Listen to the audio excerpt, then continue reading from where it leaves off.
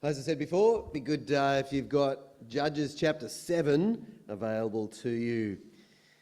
As we work through this book, we are reminded again and again that we are a broken people in so many different ways. But God's purpose is that we would look to him as the faithful God, because he is. Last week we began looking with Gideon in chapter 6, and we saw that God got Gideon ready for rescue. It was this really gracious way of encouraging and strengthening him. And we see, in a sense, the impact of that here in chapter 7.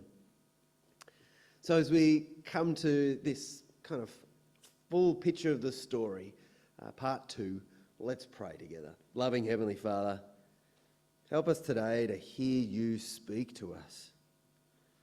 We ask you to graciously comfort us as we need it, but also in your goodness, challenge us where we need it, so that we are changed to be more like Jesus, our servant King. Amen. In 480 BC, the 300 Spartans faced the Persian army and at the now famous Battle of Thermopylae. King Leonidas and his 300 Spartans, as well as a few other countries, but they don't really get the mention, sacrificed their lives for the sake of Greece. And so the bloody legend was born. This great testimony to human courage and strength and willingness to sacrifice. Well, Israelite boys and girls, they grew up on the story of Gideon's 300 men. But a very different outcome. Instead of this defeat, there's this incredible, amazing, unbelievable victory. But it's also a very different message. Instead of about human strength and sacrifice, it's about God's power. It's about what God can do. Now, we're combining chapters 7 and 8, and I know that's a fair ground to cover, but we really need to. We need to not just see the great victory, we also need to see how then does Gideon continue on afterwards. Because when we hold the two together, sadly in a way, we're going to see this very striking contrast that we really need to see. I would have loved to have stopped at chapter 7. But this is partly why we work our way faithfully through books of the Bible, so that we hear what God's got to say in the uncomfortable parts as well. Because by holding up chapter 7, Gideon in both, what's revealed to you and I is there is a battle between weakness and pride. And it continues still being fought by Christians today, this battle between weakness and pride. See, God is speaking to us today, and he is saying that our weakness displays his glory, but our pride robs him of glory. When we're weak, it displays his power and his glory, but in our pride, we rob God of his glory. So we're going to look at these two chapters. Firstly, chapter 7, God there is showing his people that weakness is essential. Weakness is essential. Like I said already, I don't like feeling weak. I don't think we do, and I definitely don't think Gideon and his people did. We've got two armies facing off in chapter 7. Gideon, he begins with 32,000 men versus the Midianites, the big locusts, and they number approximately 135,000 men. I'm not Dr. Maths, but that's not great odds. And so what we've got then is, right sort of the night before, things are heating up, and God says to Gideon the thing that no general ever wants to hear. Verse 2, the Lord said to Gideon, "You have too many men. You have too many men for me to deliver Midian into their hands, in order that Israel may not boast against me that her own strength has saved her." And so he's going to get rid of a bunch of his guys. You see, God knows Israel's sinful hearts. They will take every chance to rob God of glory. And so, those who are afraid, leave. I'm surprised there's still 10,000 at the end, but that's what he's left with, but it's still too many. And so God says, all right, guys, have a drink break. And this is how God is going to determine how he can reduce the numbers so that they can't say we did it in our own strength. And the number comes down to 300. Now, how he got there, I've got to tell you, lots of ink has been spilt on this one. But I just quickly, hands up if you're left-handed here today. A couple of people. Okay, a few groups. All right. Hands up if you've got blue eyes. Oh, a few more. All right, let's go with left-handed. Really, in the end, God has just come up with a way to reduce the numbers. It can't be anything to do with lapping a special way means these are men of valor or courage, because God is deliberately saying it can't be about them. I'm doing everything I can so that they cannot say we did it in our own strength. This is no Sparta 300. This is God's weak 300 that he's after. And so he just figures out a way to drop the number down to 300. That's it. So that, as we read in verse 7, with the 300 men that lapped, I will save you. It's not the lappers, it's God, it's the Lord. And give the Midianites into your hands.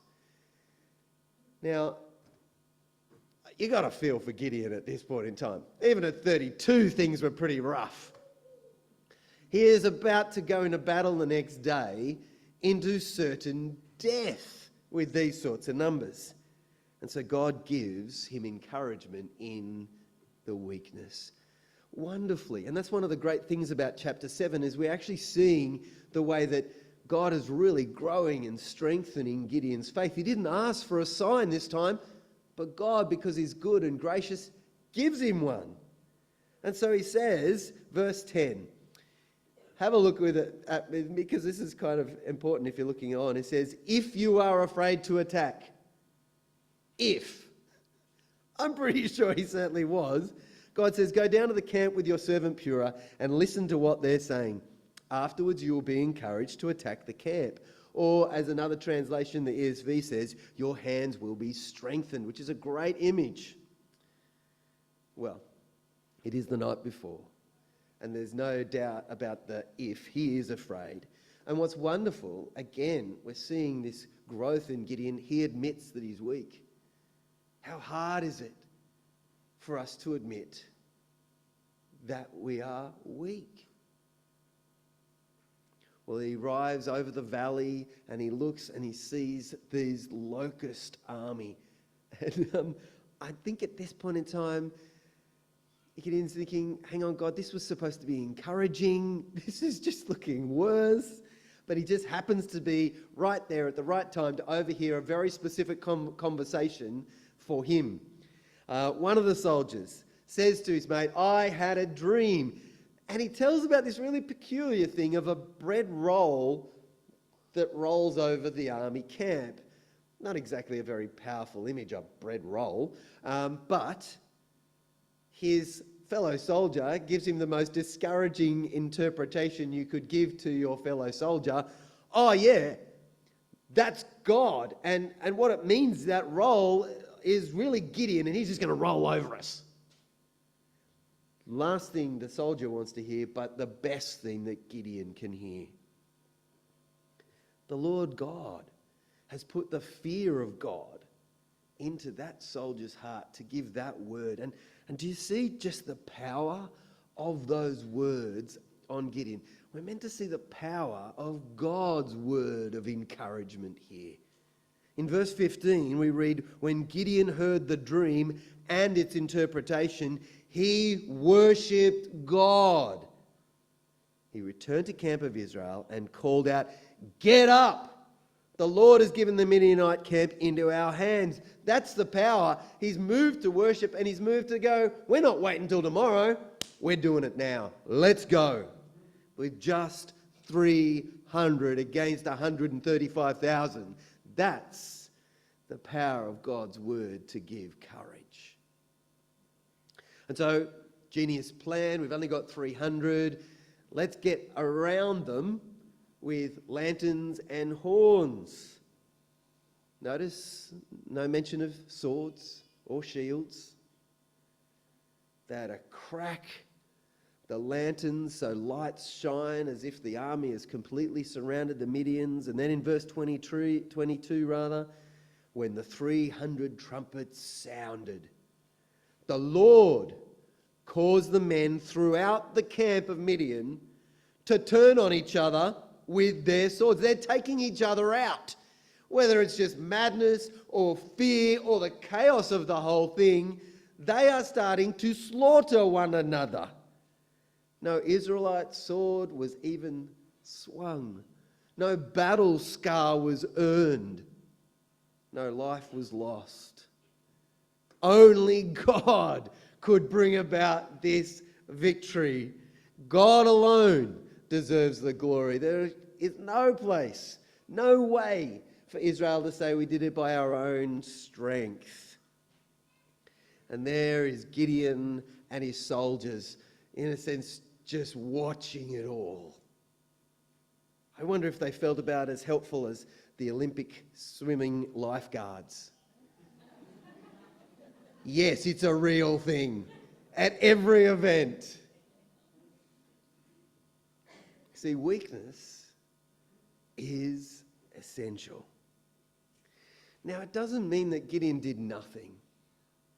The emphasis here on weakness is a weakness compared with God. I mean, look at it. Look at what God did compared to their contribution. But the wonderful thing is that they did get used by God. Their lanterns, as if were shining the light onto God's glory and power. And the trumpets were proclaiming his power to anyone who would listen. Weakness is essential. That's exactly what Paul, who was a follower of Jesus, Paul, we call him the apostle because he's one of those early teachers and leaders of the church. He writes to the Corinthian church in one of his letters and he says, God has given me a thorn. Now, we don't know exactly what that is. It could have been a physical thing, just a real pain, burden, struggle in his life. So bad. It's so bad. It's having such an impact on not just his life and his relationships, but also his ministry. He says, I've pleaded with God to take it away from me 3 times. And God says, no. But not only that, have a listen with me at 2 Corinthians chapter 12, verse 9, and it'll be up on the screen. Paul hears this message from God. My grace is sufficient for you, for my power is made perfect in weakness. I'm not taking it away because what you need is my grace, and it'll be more than sufficient. My power is made perfect in weakness. Therefore, Paul says, I will boast all the more gladly about my weakness, so that Christ's power may rest on me. By recognizing my weakness, Paul says, I'm making more and more of Christ's power be available to me. Do you see how, again, the power of God's word of encouragement in a difficult time means Paul can actually say, yes, I'm going to boast in this. Because when we're weak, when we're willing to recognize that, admit that, Christ's power rests on us. So we can actually have the power to resist sin, our sin, in our lives. Sin against God and others. A power we don't have in ourselves.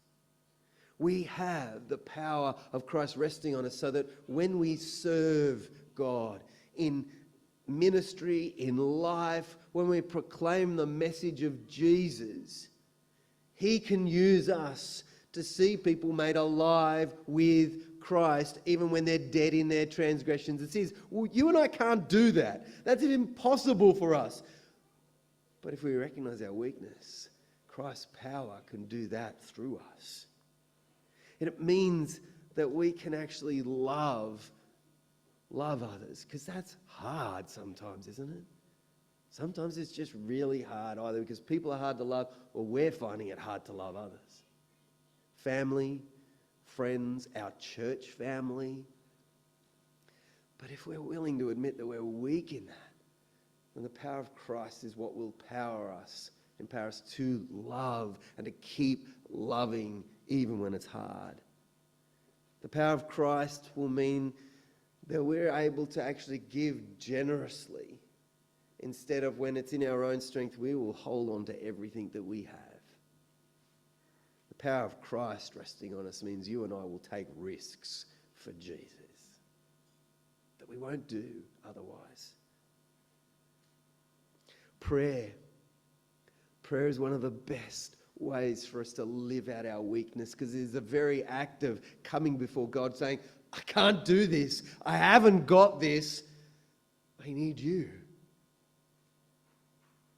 So I've got a question for you. What did you pray about yesterday? Did you pray yesterday? Because if you didn't pray, you're not willing to be weak. That was a bit heavy. Maybe sounded a bit harsh. Sorry about that. Let me try that again. Friends, if you didn't pray yesterday, you're not willing to be weak. That's what we see here. Because it's only by recognizing our weakness that the power of Christ will rest on us. And weakness is essential in the battle between weakness and pride. Otherwise, this leads to, as we come to chapter 8, robbing God of his glory. That's what chapter 8 is all about, robbing God of his glory. It's a strange chapter. I don't know if you noticed that as we had it read. And it's also a really sad chapter. Because seeing Gideon just grow in the faith in God is just so encouraging. And it's really sad where it all ends up. But it's also sad because Gideon is a mirror to you and to me. I would have loved to have stopped at chapter 7. It was very tempting. Well, we've seen Gideon in chapter 6 be the weak nobody. He has gone from zero to hero in chapter 7. And then in chapter 8, we're just watching him fall down a hill with every single bump that just keeps coming and coming through this chapter. See, robbing God's glory, as we're going to kind of see this journey of Gideon in 8, starts with not being appreciated. And then, in a sense, moves to when you're not rewarded, you'll rob God. And then when you're not humble, you will rob God of his glory. So let's have a look at how this happens in this chapter with Gideon. He robs God when he is not appreciated. He's not appreciated by the tribes. The Ephraimites, they're a pretty big, mighty, powerful nation, and they are hungry for glory in battle, which is exactly why God didn't choose them. But did you see, they're worked up. They're resentful, we're told, of the fact that they didn't get to be a part of it. And Gideon, because the Ephraimites, they're a pretty powerful military nation. And despite what God has just been able to do, I think in fear, he actually flatters them. He doesn't set them straight and go, hang on, God had this victory. He says, oh yeah, you guys are better than me. But that kind of sparks a burning resentment, so that when he gets to Succoth and Peniel, and they doubt his victory, we're not sure which way it's going to go, so we don't want to seem to be aligned with you. You go and see how you go. He just gets so worked up.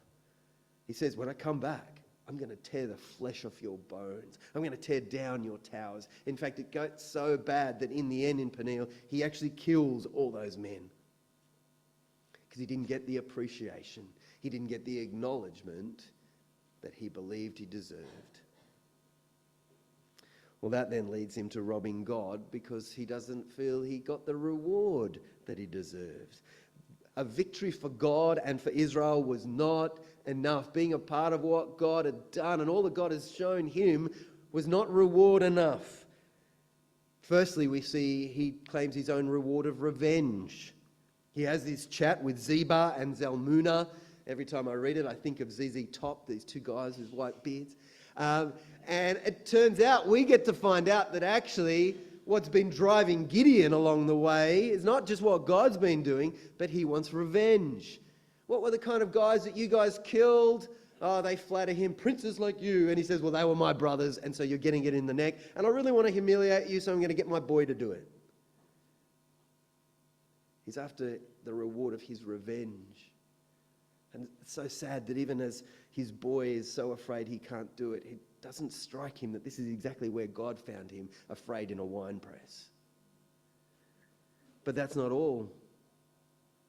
When Israel wants to make him king, and again, we're seeing just how broken these people are, because in Gideon they see a ruthless ruler and they go, you're the guy we want. We want to be like the nations. So can you be our king?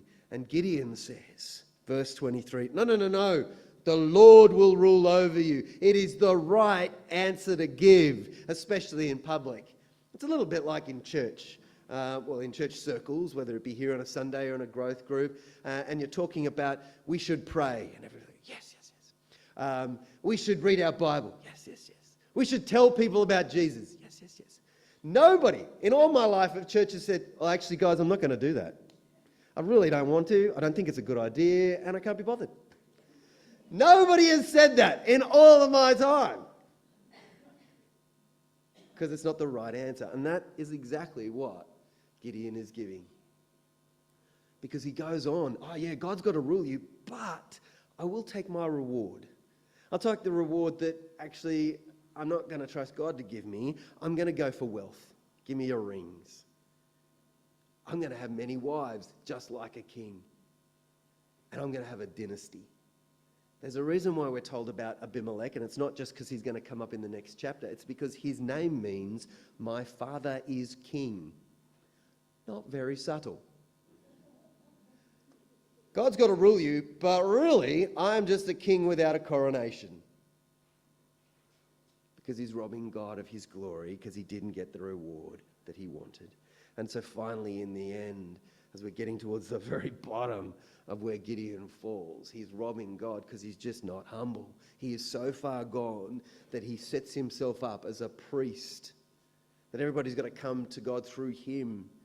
This ephod that we hear about, it could be an idol. We don't know what the shape would have been. It's made out of gold. And that could fit with verse 27. Gideon made the gold into an ephod, which he placed in Ophrah, his town. All Israel prostituted themselves by worshipping it there and became a snare to Gideon and his people. This is the brokenness of these people, that they're willing to be unfaithful to God, like going to a prostitute with this idol. But it also could be, and I'm kind of partly persuaded with this one, an ephod in the Old Testament is a garment that a priest would wear in the tabernacle, this place where you would meet with God. And on the ephod, there's 12 stones that represent the 12 tribes, but also, and this is the key thing, there were these stones, these rocks that would be used to decide or find out God's will. And the priest would share that with the people. And so it's possible that Gideon has now taken upon himself to be the one who can tell the people, this is God's will for you. Whatever it is, he's robbing God of his glory. He's playing God. He's got a God of his own making, or he's being God to the people. He captures exactly what Proverbs 16:18 tells us. And I've used the message here because I think it captures it really bluntly. First pride, then the crunch, or the crash rather. And that's exactly what we see in chapter 8. The bigger the ego, the harder the fall. He was built up by God, but instead of continuing to trust in him, he has ended up at the very bottom, robbing God of his glory. Now, of course, you and I, we wouldn't do that. No way. Because we know that to be a follower of Jesus, to be saved by Jesus, means that we come to the cross of Christ with nothing, absolute weakness, empty hands, total dependence upon him. That is the only way that you and I can be saved. Because just like with Gideon, Jesus has had the most unbelievable, unimaginable victory over sin, death, and the devil through his death and resurrection. Such an impossible victory that we can't claim anything in our own strength. But a lot like Gideon, really. What happens when we're not appreciated? Well, we'll take it. When we're serving and people don't appreciate us, or we've got a certain status and it's not acknowledged, then we might teach people a lesson. Even if it means walking away. And the cross that we were standing before, now we've kind of got our back to it and we're kind of saying, look to me, and it's got a little bit shorter, it's a little bit smaller. And then if we're not rewarded in the way that we expect to be rewarded for us, not content with giving God glory, well then, hang on, the stuff that we have, I'll just keep that. I'll keep that money. More for me, because, well, that's my reward. I'm giving over there. I'm giving of my time, so I'll keep some of my treasure. I deserve that. Or maybe it's power that I'm going to keep and protect. Or maybe it's just keeping things the same. Everything has to be the way that I like it, because that's my reward. And finally, we can rob God when we are not humble. Instead of trusting God and His word, we'll listen to ourselves and what we want to hear, or we'll listen to other people who are telling us what we want to hear. So that we kind of just push God to the side, and the cross has now got so small. And so we too rob God of His glory. Like I said, I didn't want to preach chapter 8. Because it's just so sad, and because it's true of me. It's true of me, and it's true of you. This is the battle between weakness and pride. That's why it is so good that it is not true of the servant King Jesus.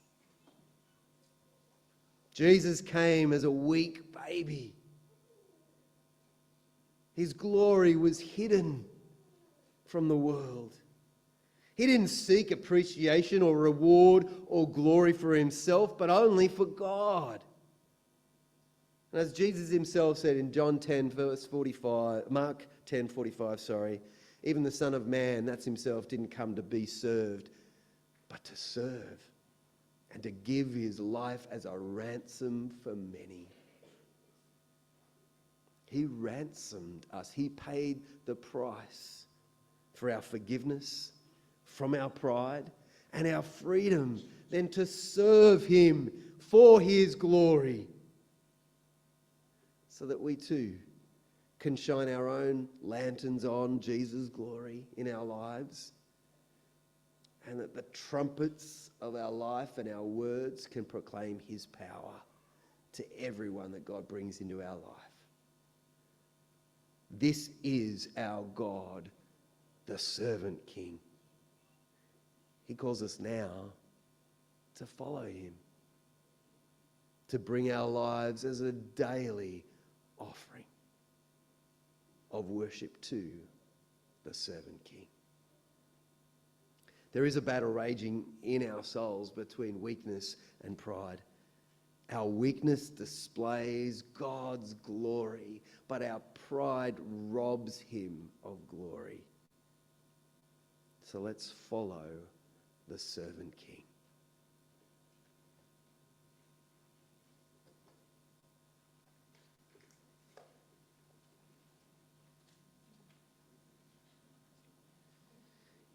In a moment, we're going to sing our final song, but we've got just a little bit of time now to reflect on what God's said to all of us, but particularly to you.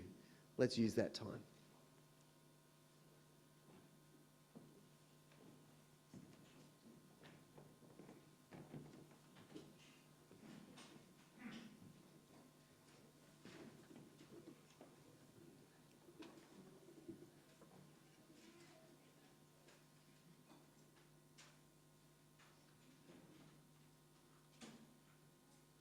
We have an awesome, powerful, and wonderful God. So let's stand and sing to him.